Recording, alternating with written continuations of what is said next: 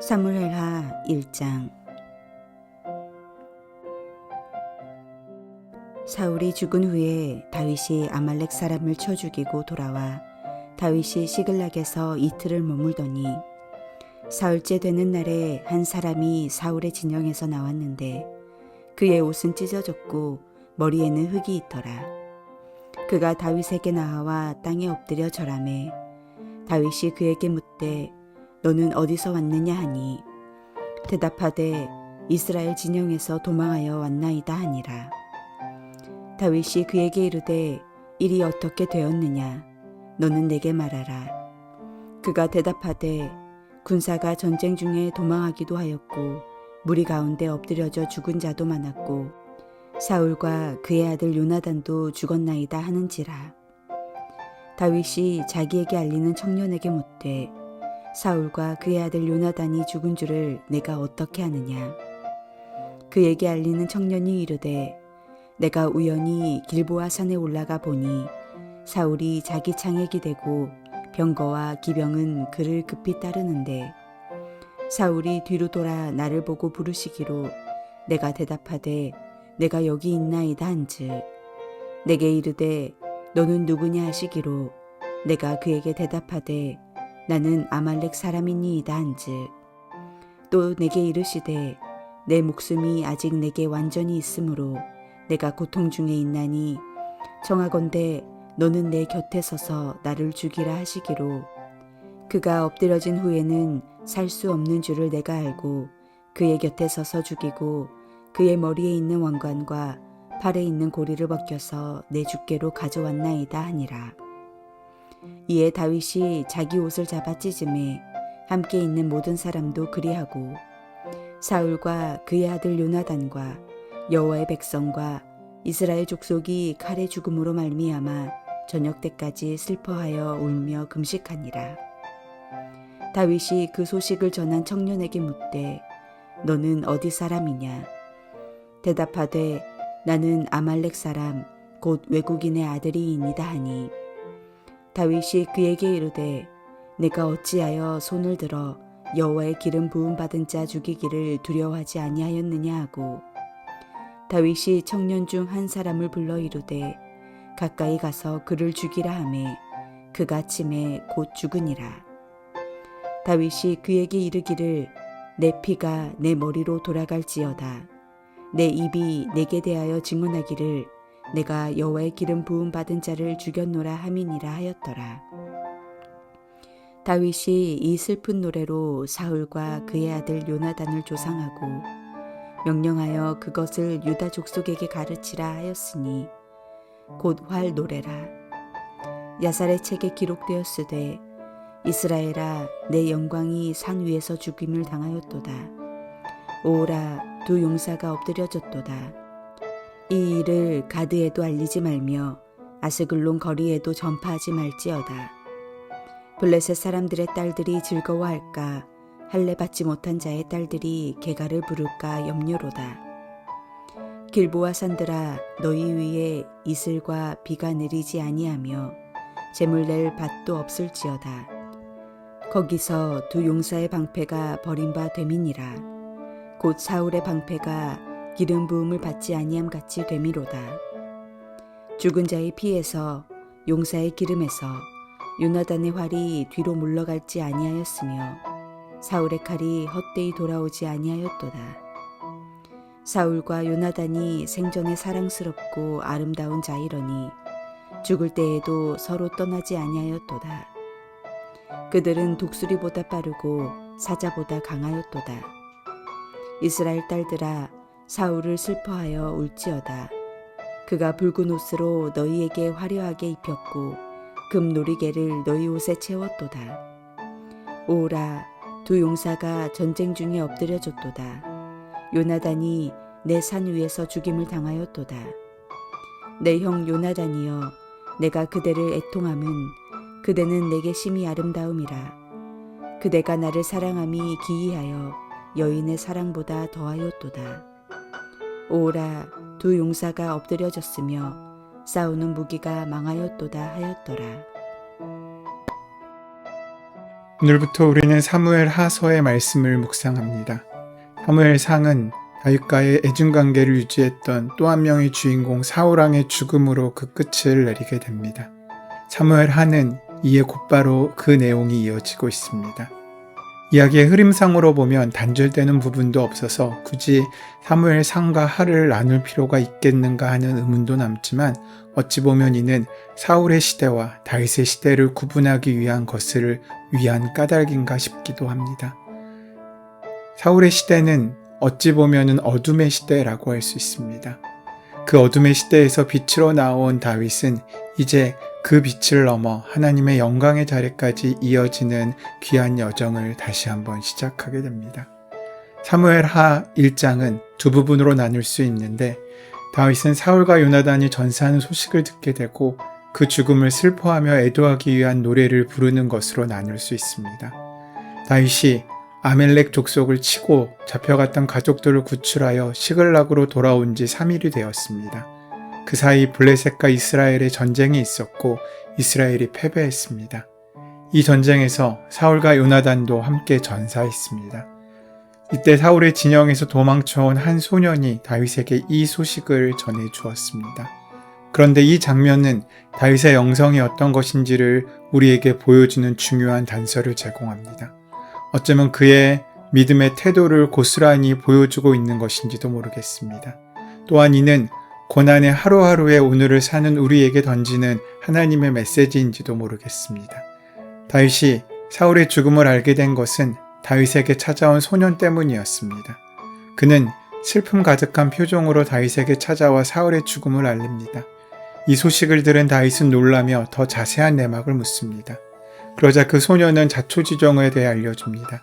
사울이 큰 부상을 입었는데 자신이 그 근처에 있었으며 사울이 자신을 불러 고통스러우니 차라리 자신을 죽여달라고 했다는 것입니다.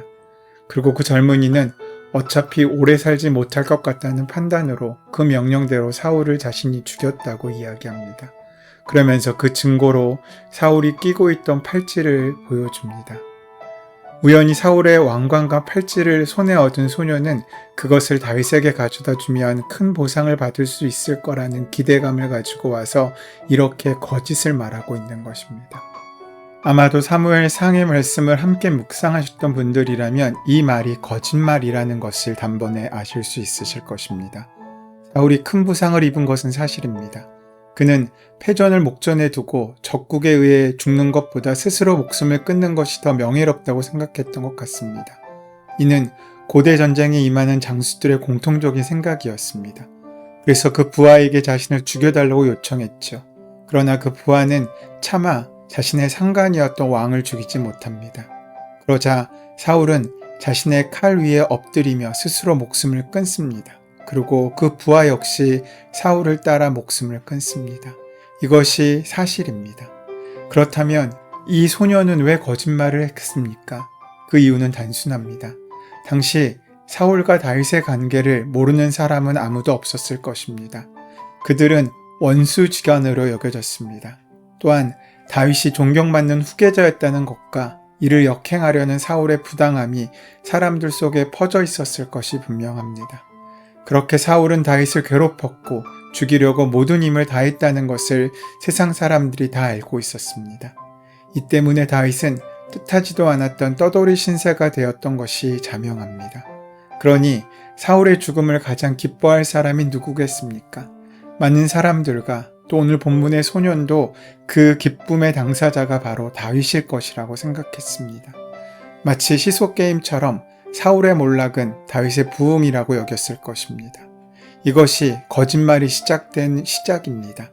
아마도 자신이 사울을 죽인 장본인이라고 하면 다윗으로부터 큰 상을 받을 것이라고 생각했던 것 같습니다. 어쩜 이것은 상식적인 생각인지도 모르겠습니다. 약육강식의 시대의 기본적인 처세술인지 모릅니다. 그렇게 연주를 잡고 그렇게 부를 얻고 기회를 노리며 우리는 살아갑니다. 그런데 그는 다윗이 처세와 세상의 방법으로 왕의 자리에 오른 인물이 아니라는 사실을 모르고 있었습니다. 다윗은 생사의 기로에서도 사울을 죽일 수 있는 기회가 있었음에도 불구하고 그렇게 하지 않았습니다. 하나님께서 기름 부어 세우신 왕을 자신이 죽일 수 없다는 이유 때문이었습니다. 그것도 2번씩이나 말입니다. 이것은 마치 고난조차도 하나님께서 하시는 일이라면 그가 그 고난에도 순종하겠다고 고백하는 것처럼 보입니다. 아시는 것처럼 다윗은 온갖 차별적인 대우를 받으며 자랐습니다.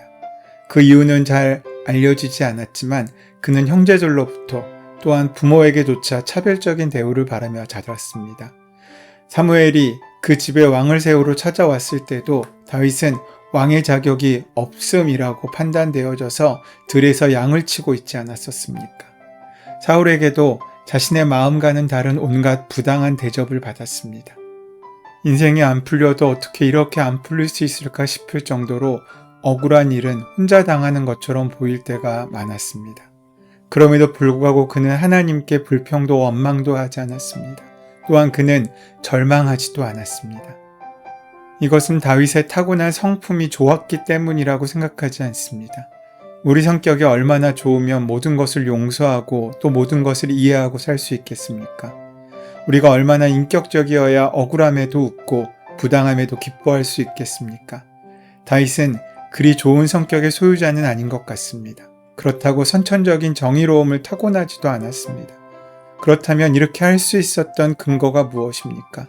그 고난을 견딜 수 있었던 힘은 어디에서 왔습니까? 그것은 하나님의 섭리가 그에게 허락되었다는 사실을 믿음으로 고백하고 붙잡았기 때문입니다.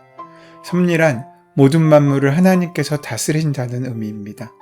어느 것 하나도 주님의 손을 떠난 것이 없다는 것입니다.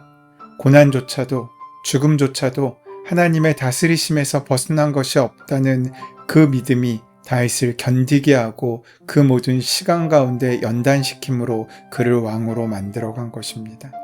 그가 사울을 죽이지 못한 이유도 여기에 있습니다. 그가 하나님의 기름 부음을 받았고 또한 내가 다 이해하지는 못한다고 할지라도 그를 왕으로 세우신 하나님의 의도가 있음을 그는 믿었기 때문입니다. 그러기에 사울을 자신의 손으로 죽여 그 고생을 끝낼 수 있음에도 불구하고 그는 그렇게 하지 않았다는 것입니다. 이러한 사실을 알지 못했던 오늘 본문의 소녀는 어리석음으로 자신의 최후를 지금 다윗에게 고백하고 있는 것입니다. 본문의 젊은이는 어떻게 되었겠습니까? 다윗의 반응은 이 소년의 기대와는 달랐습니다. 소년의 입장에선 정말 기가 막힌 처세술을 부렸는데 결국 그는 사람을 잘못 본 것입니다. 다윗은 사울과 요나단 그리고 하나님의 백성의 죽음을 진심으로 슬퍼하였습니다. 그래야 오히려 그 소년에게 죄를 묻고 처벌합니다. 하나님의 섭리에는 잠깐의 거짓이 통하지 않습니다. 한순간의 물줄기를 뒤바꾼다고 그 끝이 달라지진 않습니다. 빠른 길은 없습니다. 정도를 걷고 순리를 따라가는 길이 가장 빠른 길입니다. 믿음으로 걸어가는 길이 가장 정확한 길이고 그 정도를 걸으며 끝까지 가는 자에게 길이 열립니다. 오늘 고난조차 유익으로 보이는 기적이 우리 가운데 있어야 합니다. 그러하기에 오늘 우리가 다윗의 그 믿음을 배워야 할 줄로 믿습니다. 하나님께서 기름 부어 세우신 자를 두려움 없이 죽였다는 이유에서 그 소년을 처벌한 다윗은 그 마음의 중심에 세상의 방곡과 왕이 되고자 하는 욕망이 아닌 하나님께 그 마음이 합하여져 있음을 오늘 우리는 알 수 있습니다. 그는 자신의 생각과 감정보다 하나님의 뜻을 존중하는 사람이었습니다. 그런 다윗은 사울과 요나단의 죽음을 애도하기 위해 노래를 짓고 활의 노래라고 그 이름을 붙였습니다. 두 사람의 죽음은 이스라엘의 영광의 죽음이라는 것입니다. 사울의 여러 악행에도 불구하고 하나님께서 그를 통하여 이스라엘의 번영과 평화를 주셨음을 기억하라는 것입니다. 다윗은 그렇게 끝까지 하나님의 명령과 하나님의 방법을 신뢰한 사람이었습니다. 우리도 문제와 어려움 가운데 때로 절망하지만 그렇게 끝까지 다윗처럼 믿음을 지키는 하루와 일생을 살아가기를 소원하고 축원합니다. 은혜의 주님, 인간적인 생각과 감정으로 하나님의 뜻을 거스르는 하루를 살지 않게 인도하여 주셔서 모든 사람을 긍휼히 여김으로 원수조차 높여주시고 사랑해주신 그리스도 예수의 마음으로 세상을 살 수 있는 우리들로 설 수 있도록 인도하여 주시옵소서. 예수님의 이름으로 기도드립니다. 아멘. 이제 오늘 우리에게 허락하신 본문의 말씀을 함께 깊이 묵상하시고 기도하심으로 하나님께서 주신 말씀이 우리의 말씀으로 만나지게 되기를 소원합니다. 함께 기도하시겠습니다.